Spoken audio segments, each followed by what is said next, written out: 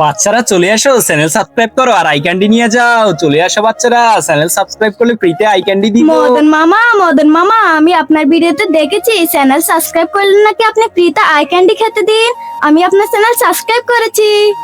বাচ্চা, তুমি সত্যি সাবস্ক্রাইব করেছো? সাবস্ক্রাইব করলে মদন মামা এই সবগুলো আই ক্যান্ডি দিয়ে দেয়। তুমি যেহেতু সাবস্ক্রাইব করেছো, আমি এখনই দেখি তুমি সাবস্ক্রাইব করছো কিনা। যদি সত্যি সাবস্ক্রাইব করে থাকো তাহলে আই ক্যান্ডি কিন্তু দিব, না হলে দিব না।